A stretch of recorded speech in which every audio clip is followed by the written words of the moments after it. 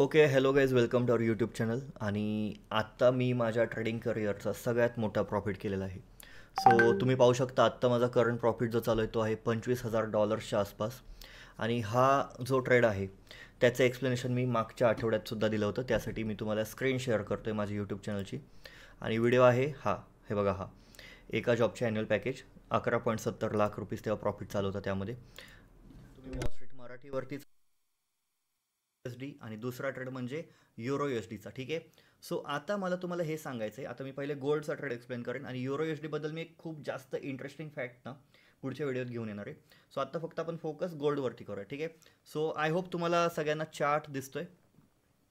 So आत्ता मी 15 मिनिट्सची time frame track करतोय trade मॅनेजमेंटसाठी. आणि एंट्री मी घेतली होती 1 आवरच्या बेसिसवरती. ओके.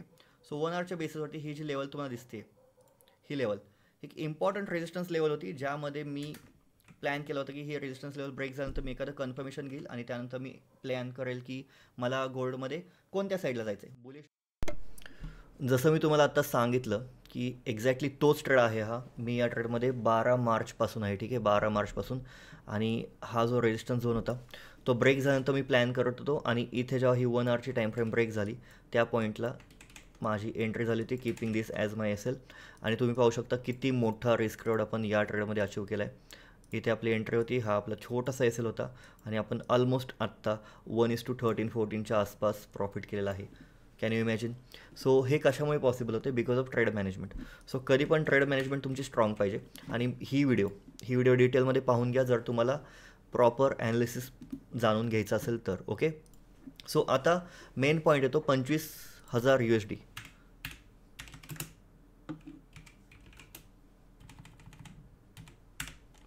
थोडक्यात 21 लाख रुपीजचा प्रॉफिट आपण केलेला आहे फॉरेक्समध्ये. ओके. तर आता मला सांगायचा दृष्टिकोन एवढाच आहे की तुम्हाला एंट्री, जर तुम्ही ही व्हिडिओ नीट पाहिली तर तुम्हाला जाणून येईल की आपली जी एंट्री झाली होती ती 1 आवरच्या बेसिसवरती झाली होती. आणि 1 आवरच्या बेसिसवरती आपण कन्फर्मेशन घेतलं होतं. ट्रिगर आपली 15 मिनिटला झाली होती एंट्री. त्यानंतर मी या दिवसापर्यंत 15 मिनिट्सवरतीच तो ट्रेड ट्रॅक करत होतो. त्यानंतर मी शिफ्ट झालो 1 आवरला. मी माझा स्टॉप लॉस इथे आणून ठेवला होता, जेणेकरून जो काय माझा रिस्क रेट होता त्याच्या 1:3 तर मी इझिली घेऊन जाईल अशा पद्धतीने. मग माझा 1:3चा RR मी कन्फर्म करून ठेवला होता. त्यानंतर मग मी काय केलं, त्यानंतर मी जस्ट स्विंग लोसचा प्रमाणे ट्रेलिंग एस एल ट्रेल करत चाललो आहे. जसं की हा एक स्विंग क्रिएट झाला, मी माझा एस एल इथे शिफ्ट केला. त्यानंतर मार्केट पूर्ण बुलिश गेलं, मी या टॉपला माझा एस एल आणून ठेवला. त्यानंतर एक नवीन स्विंग क्रिएट झाला, मी माझा एस एल इथे आणून ठेवला. आणि आत्ता करंटली माझा जो एस एल आहे तो इथे आहे. ठीक आहे. सो अशा पद्धतीने मी हा पर्टिक्युलर ट्रेड मॅनेज करतो आहे. आणि टाईम टू टाईम अपडेट्स मी इन्स्टावरती पण देत होतो. आणि इवन या व्हिडिओमध्ये पण एक गोष्ट चांगली मी सांगितली, ती पण तुम्हाला एकदा परत एकदा ट्रेड तर 5 ते 6 इन्स्ट्रुमेंट्स. आता तुमची ही वॉचलिस्ट रेडी झाली. सगळ्यात पहिली गोष्ट, तुम्हाला बऱ्याच वेळानंतर आत्ता मार्केटमध्ये मागच्या 3 तासांमध्ये हा एक मोठा मोमेंटम पाहायला मिळाला आहे. आणि इथे मी खूप जास्त कॉशियसली काम करतो आहे. कॅन्डल वाईज मी ट्रेलिंग करतो आहे. इथे माझा एस एल होता आधी, आत्ता माझा एस एल इथे होता त्यानंतर. आणि आत्ताच्या स्टेजला माझा एस एल इथे आहे. येस. सो अशा पद्धतीने आपण ट्रेलिंग करतो आहे. म्हणजे आधी आपण काय केलं, आधी आपण या कॅन्डलच्या खालती, या कॅन्डलच्या खालती, या कॅन्डलच्या खालती आणून आपण एस एल ट्रेल करत होतो. आणि जसं आपल्या एका पॉईंटनंतर जसा आपला जो स्टॉप लॉस आहे तो 1:3च्या पेक्षाही जास्त गेला, आपण स्टॉप लॉस ट्रेलिंग थोडंसं लूज केलं. सो 2 गोष्टी असतात. जर तुम्हाला प्रॉफिट बुकिंग करायचं असेल लगेच, तर तुमचा स्टॉप लॉस जो आहे तो टाईट ट्रेल करा. ओके. जर तुम्हाला जास्त वेळ थांबायचं असेल त्या ट्रेडमध्ये तर तुमचा स्टॉप लॉस जो आहे तो लूज ट्रेल करा. या 2 गोष्टी ज्या तुम्हाला लक्षात ठेवल्या पाहिजेत कायम जेव्हा तुम्ही ट्रेडिंग करत असता, इंडियन मार्केट असू दे और फॉरेक्स मार्केट असू दे. ठीक आहे. आता फॉरेक्स मार्केटवरून अजून एक महत्त्वाची गोष्ट म्हणजे आपला मास्टर क्लास जो आहे तो 10 एप्रिलला चालू होतो आहे फॉरेक्सचा. आणि त्यासाठी बुकिंग्स चालू आहेत. सो जे लोक इंटरेस्टेड आहेत, तुम्ही व्हॉट्सॲप नंबरवरती दिला आहे त्यावरती कॉन्टॅक्ट करू शकता, व्हॉट्सॲप करू शकता आणि तुमचं सीट बुक करून ठेवू शकता. आता मी मध्ये एक रील टाकली होती इन्स्टावरती, ज्यामध्ये मी सांगितलं होतं की ए टाईप ब्रोकर आणि बी टाईप ब्रोकर. तर आता बऱ्याच जणांचे प्रश्न आले की एक्सनेस जो आहे जो मी यूज करतो तर तो कोणता ब्रोकर आहे नक्की. तर हे बघा, कुठलाही ब्रोकर असतो ना तर त्यामध्ये टाईप्स असतात, कंपनीज असतात. सपोज हा एक्सनेस हा ब्रोकर आहे. ओके. आणि हां, एक्सनेस हा एक ब्रोकर आहे. तर त्यांच्या सब कंपनीज पण असतात, जसं की Exness limited, Exness private limited वगैरे वगैरे XYZ अशा त्यांच्या कंपनीज असतात.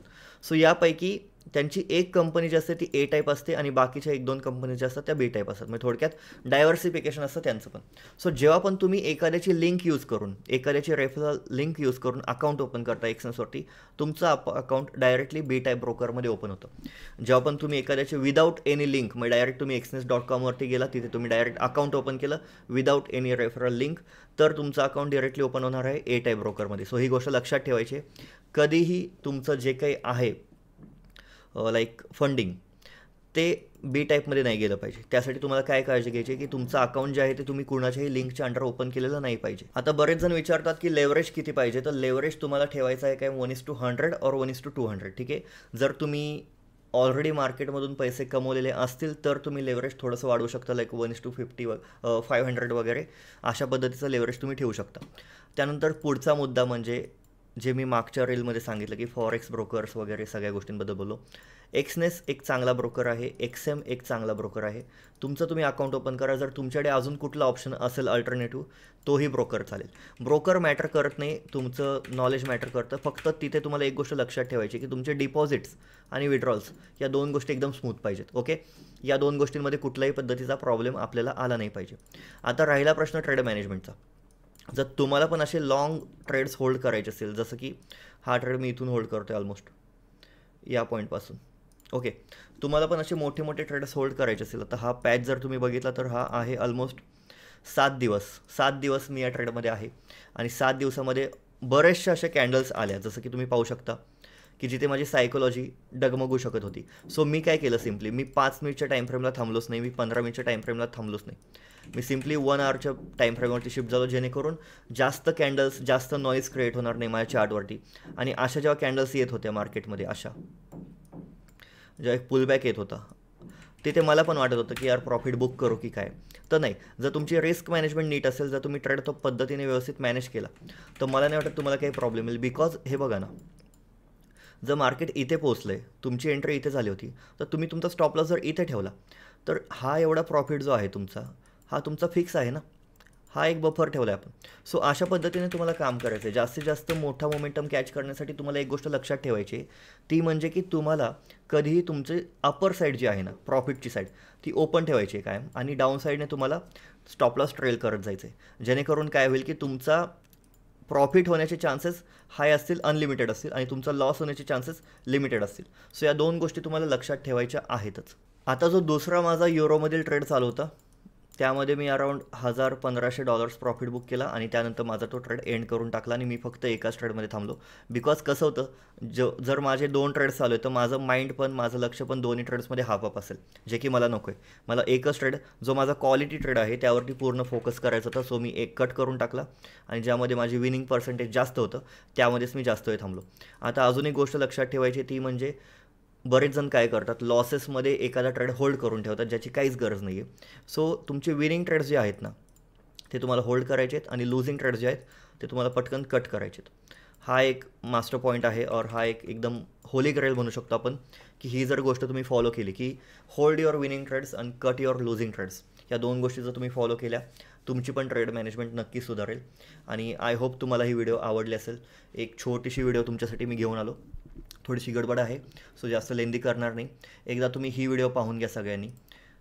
ही व्हिडिओ आधी पहा आणि मग तुम्ही ही व्हिडिओ पहा, जी आत्ता मी शूट करतो आहे. ओके. त्याने तुम्हाला जास्त क्लॅरिटी येईल आणि अशाच टाईपच्या व्हिडिओज आपण आपल्या चॅनलवरती घेऊन येणार आहे. आणि तुमचा सपोर्ट असंच राहू द्या, तुमचं प्रेम असंच राहू द्या आणि आपल्या चॅनलला महाराष्ट्रातील घराघरात पोहोचण्यास मदत करा. Thank you so much.